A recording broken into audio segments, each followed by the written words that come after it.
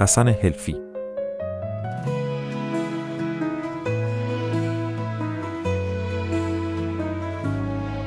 شیش رو قلبم خط کشیدی با تیغ بیوفایی. شیش دلمو ترک دادی با دست آشنایی. شیش تا دروغ گفتی، شیش تا قسم خوردی. شیش بار دلم مرد، شیش بار تو برگشتی. شیش تا شب بیدار، شیش تا بغل خالی.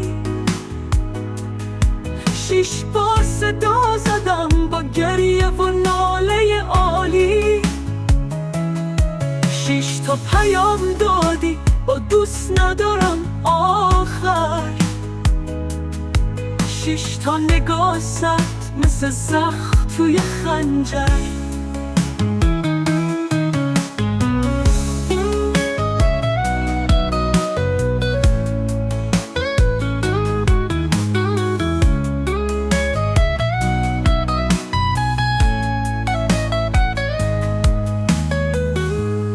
شیش تا عکس دوتایی حالا شده خاکستری. شیش بار بخشیدمت ولی تو نبودی حاضری. شیش دفعه شکستم تو خندیدی تو آینه. شیش تا دروغ بودی یه حقیقت تو سینه. شیش تا امید داشتم همه رو کشتی راحت. شیش بار اومدی گفتی برو دیگه حاجت. شیش فقط شیش حرف بود ولی درد یه دنیاست. دلم دیگه نمیخواد عشق تو حتی یکم یاس. شیش قدم رفتم سمتت، برگشتی سمت یه سایه.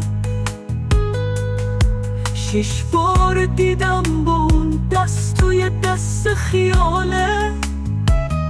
شیش تا لیوان شکستم تو هر کدوم یه خاطره.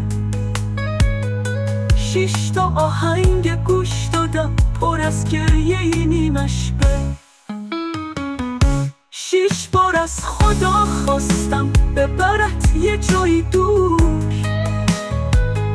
شیش بارم دلم گفت هنوزم هستی نور. شیش بس دیگه خستم، تو بودی که شکستم.